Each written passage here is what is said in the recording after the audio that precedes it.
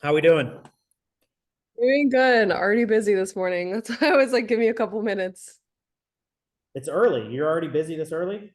Yeah, just a lot going on with free agency, getting ready for draft and like new staff and everything. Cool. So our off season's a little busier than usual. Yeah. All right. Well, awesome. Thanks for joining us, Maddie. Really appreciate it. I was giving them a little bit of background before you came on, but why don't we just start with telling us a little bit about first, kind of how you got to UF, what you did while you were here, and then kind of your transition into your current role, where you're at with the Seahawks now. Yeah, so when I started at UF, I was a pre-health student and I had zero interest in working in sports and it was something I kind of fell into. Um Elise is actually in class right now, so I worked with her a lot when I was at Florida, doing Gator Vision things, working for ESPN Gainesville, working for Noticias, working for some high school recruiting kind of outlets like Raw Recruits and things of that nature. I worked with Scott Snyder, did live producing, live television for SEC Network, camera, replay, the whole nine, producing. Just kind of a mixed bag of experiences, I would say. I was kind of trying to learn and figure out what I wanted. I originally wanted to go on air, and then now I've kind of transitioned into a cinematography, producing kind of role here at the Seahawks. In between my junior and senior year, I was just looking for an internship and I wanted to be out of state because I've only ever lived in Florida and experienced Florida. So I shot out a few applications and Dennis actually was like, "Hey, I saw this internship. You should apply for it." And I was like, "Oh, cool. Where's it at?" And he said, "Seattle, Washington." And I was like, "Okay, sure." Like the furthest possible point in America I could have chosen. So anyways, I ended up getting the internship, enjoying the internship, coming back to do senior year. Took a quick little pit stop at the Ravens right after I graduated. I moved there the day after I graduated. Spent exactly 1 month there, and then got a job offer from the Seahawks and moved out here. So tell us a little bit more about what you're actually doing with the Seahawks. What does a game day look like for you? What does in season look like for you? And now you just mentioned out of season is really busy. Tell us a little bit about kind of the differences. Yeah, so my main role here is I'm kind of split between the business operations side and the football operations side of the organization. So I'm our main cinematographer and I'm kind of like our football liaison for our department. So anything and everything to do with like the players or football or things of that nature, I'm kind of like the go-to person to send to go shoot that or to be on site for that to represent our department. Um, Right now, well, I'll start with game day. Game days, I'll shoot our highlight camera and then kind of help with the operations of everything that's going on. So just assist in kind of gear, making sure that's set up for contractors, packing, assortment of that kind of thing. And then off season now, I'm the one that they'll send to kind of like the temple events, so draft. So getting ready, kind of what I want to rent for that event and getting ready to go to Detroit. Last year was Kansas City. How busy we are this off season. So Pete Carroll's here, I think, for like 13, 14 years. So having a new coaching staff is just kind of a new thing for everyone in this building. And especially like our department being able to cover that and story tell. So we kind of want to start as soon as we can. So we have been boots to the ground on that. It's been exciting stuff, but very different. And a lot of free agency moves going on too. So free agency stuff, then I'll go down, shoot that, and kind of help cover that for our media department. So when you say shoot it, you're like shooting when they come in for their press conferences and that sort of stuff, interviews, those sorts of things. Yeah, so interviews, press conferences, when they do that as well. But also just like those first moments with Coach and John, and then down there they sign their contract, and then we kind of take them to like a media car wash that we set up. So I'll kind of be the person to kind of go shoot that on the football side, and then like bring them into our digital media side and like work with them. So tell us a little bit about the move to Seattle. Obviously, that was probably a tough decision for you, right? All the way across the country, both west and north.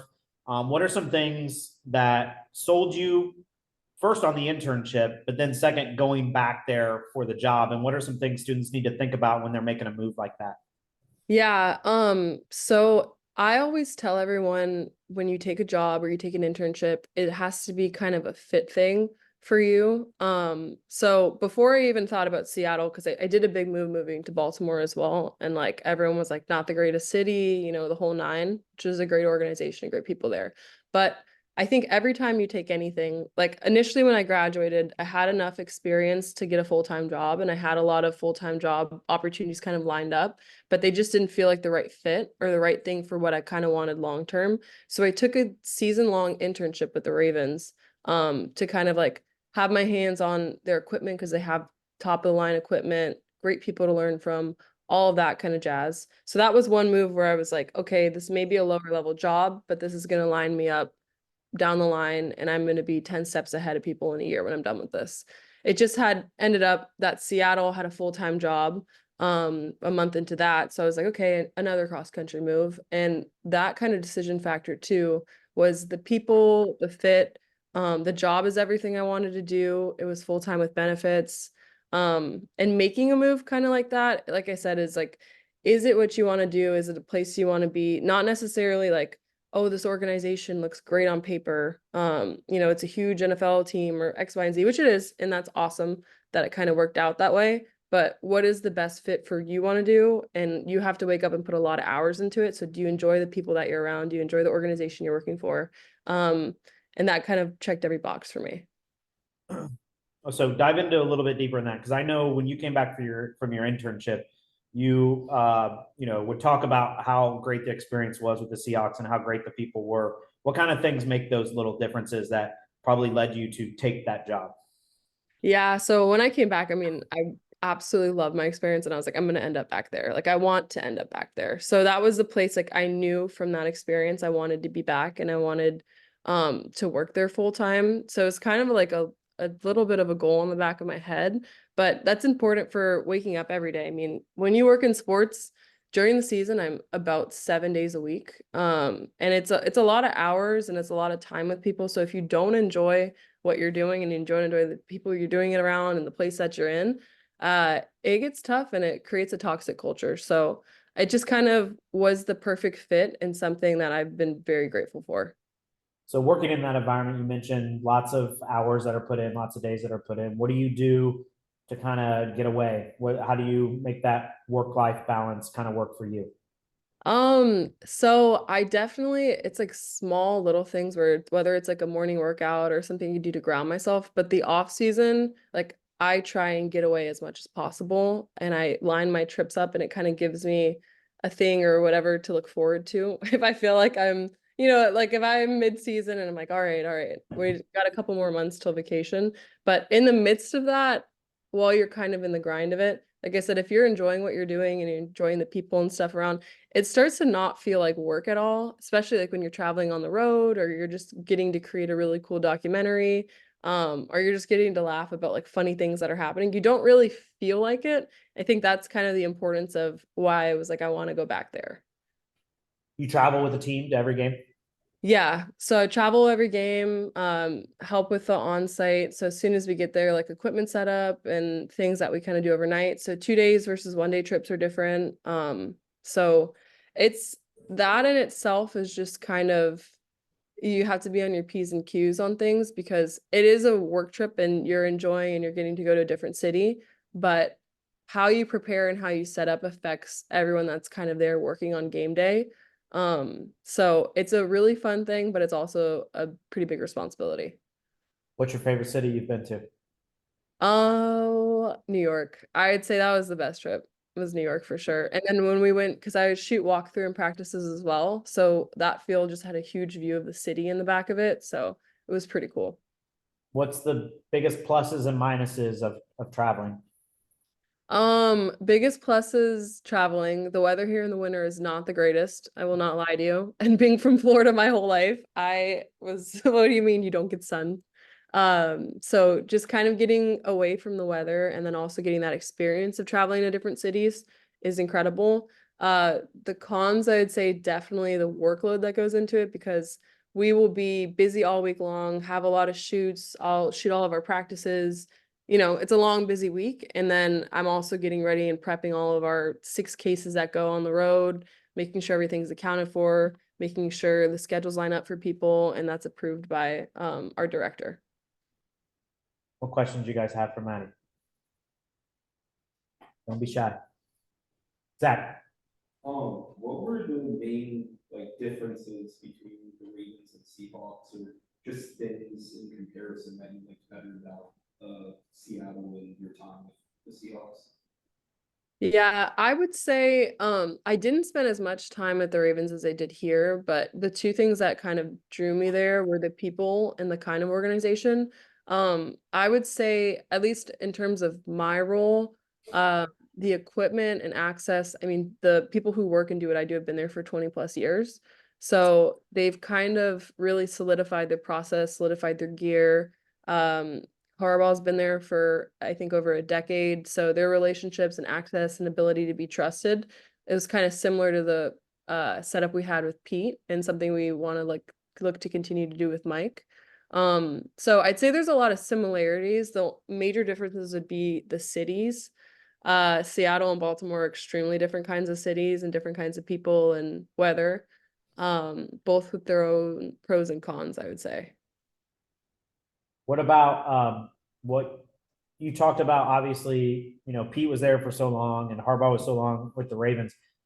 Not that working with the new coach is going to be a challenge, but what kind of challenges do you foresee with the new coach coming in? Is there a big trust factor there, do you think? Yeah, so I think with anything you have to kind of build trust. I think that the normal average time span that a coach spends at a team is 4 years. So both of those are like extremely abnormal cases of two guys who've done extremely well at what they're doing. I was very fortunate that our coach is actually from the Ravens. So I knew him from my time there, and I knew kind of the people around him. I know a few people who've worked under him before. So at least for my job and my role, it was kind of an immediate thing of like, oh, okay, it's Mike, Coach Mike, I know him well. So that made kind of that transition a little easier, but it's still a day-to-day, how you do your jobs, how you build trust and kind of those relationships and are able to get that access. Yeah. Other questions? Kyle. Is so now it's probably your downside based off of not season is you still have time to go out and have fun in Seattle or stuff like that, or you kind of always on the clock based off a free agent signing or a trade or basically any transaction happens in the organization.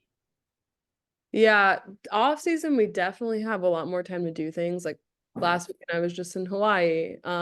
Next weekend I'm going to Florida. So we have that time to get away and to go do things. It's just like we have certain periods where we need to be around or we know things are going to happen. Like for example, my boss was like, "Hey, you can take off, anytime you want, but March 13th through March, before I leave, we need you in the building because this is, free agency period, things are going to happen." So you're kind of just on call and ready. Like if a big trade goes down or we have things happening, you're by your phone. Other than that, I'd say you kind of know your schedule of what you need to be back for. Like draft, for example, like I know the dates, I know when I'm going to travel for that. OTAs will have a schedule. So I know all our practice times, know those kind of weeks. So it's just balancing in between. And then the weekends and the off season are free too. Reagan, do you have a question? How did you navigate talking, basically telling the Ravens people that you were leaving after only being there a month and kind of signing on for the year? Was that a hard conversation? Yeah, I was really nervous about that conversation because I was like, oh man, I just told them I'm going to be here for a year. I just signed a work contract for a year.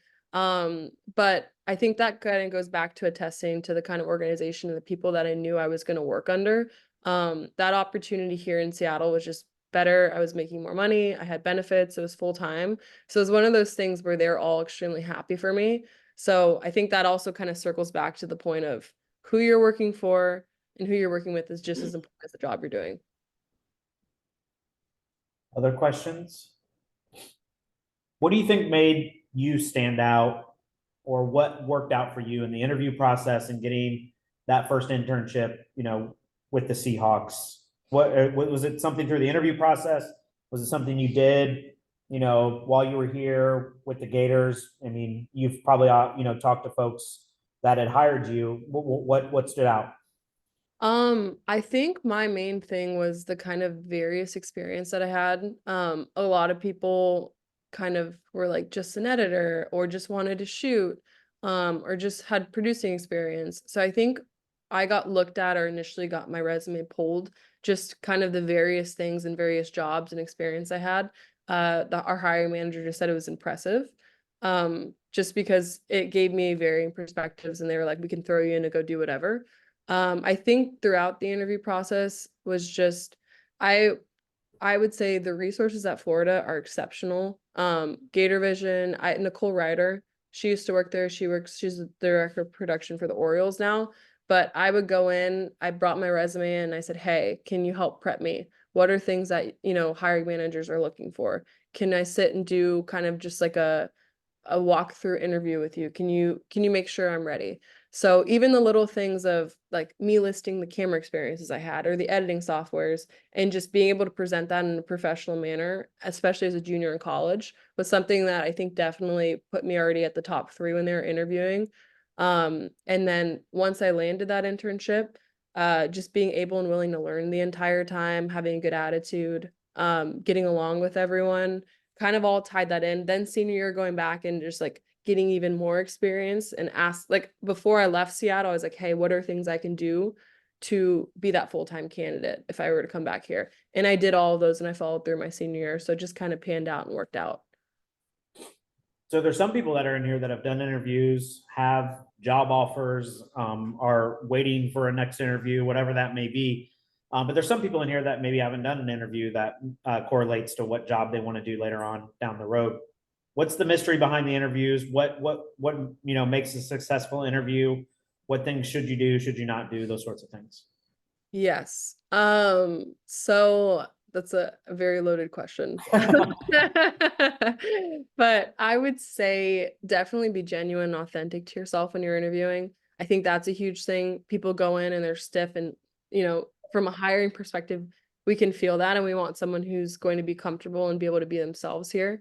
I think it's also the work you put in to the experience you have gives you the confidence during an interview, to speak on that, speak about yourself, have things you're passionate about to speak on. That was another thing that I think got me hired, is I was very passionate about everything I had done, even like the very mundane things where I'm like, hey, like I coil wrangled for SEC Network, and that's like not the best job in the world, but just an opportunity then that led me down a rabbit hole to produce for their linear games on ESPN. So it's just being able to speak on things, I think, is huge. I also think, at least for what I do, my specific role, I work a lot with, football. I work a lot with athletes. I work around a lot of sensitive information that stays within this building. So that acquires a high level of trust. So I think that was also something that my recommendations were like, hey, she's a high level of a trustworthy human being, and just kind of the way I handle and go about my business.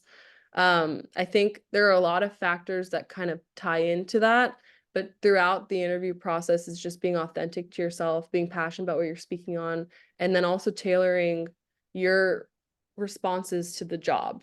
Like if say I applied to be a PR manager and I just continually spoke about how good I am with a camera, I probably wouldn't get that job. So just kind of, I always tell people, especially if you guys are looking at, if you want to be an on-air reporter or whatever it is you want to do, look at the job applications and what the essential functions and what the requirements are looking for, and work backwards. So that's kind of something I've always done, where I was like, okay, I know if I can do X, Y, and Z, I can get this job. And if you do that and you kind of present that package, whether it's through your cover letter or your responses, it makes you at least one of the top viable candidates. Final question. You were the main shooter for Gators athletics during the men's tennis season when they made their run to the national championship and when Ben Shelton was here. Obviously, you picked up a lot of really good hard skills in being able to do that. But what kind of soft skills did you pick up that kind of helped you in the role that you're in today? Yeah, so I was very fortunate to cover that team when they won the national championship, and the Shelton family was super great to me. Actually, I would say from a soft skills perspective, kind of a self-awareness to when not to. That sport covered it differently than I did football, but gave it an equal amount of attention when it wasn't really that well covered, I felt like at Florida. It was, you know, one of those sports where everyone kind of wanted to do football or do basketball or do the other things. And I took that sport as an opportunity to play around and get better and try things. And the guys allowed me to. Shout out to them for that. But I will say just the relationship aspect of that and how you show up every day. And I treated that job as I did everything else that may have been a little bit more flashy than that. And Coach Shelton actually wrote me a recommendation letter. It was like a 6-paragraph recommendation letter that helped me land the Seahawks internship. I think it was the differentiating factor between me and the other person they were going to hire. So I would say just show up and be a good person and work hard, and people take notice. And that opportunity, I think, is honestly what set me up to work in the NFL. Awesome. All right, Madi, thanks for taking the time out early in the morning there in Seattle to join us. We really appreciate it. Yeah, anytime. Happy Monday, guys. All right. Take care, Madi. Thank you. Bye.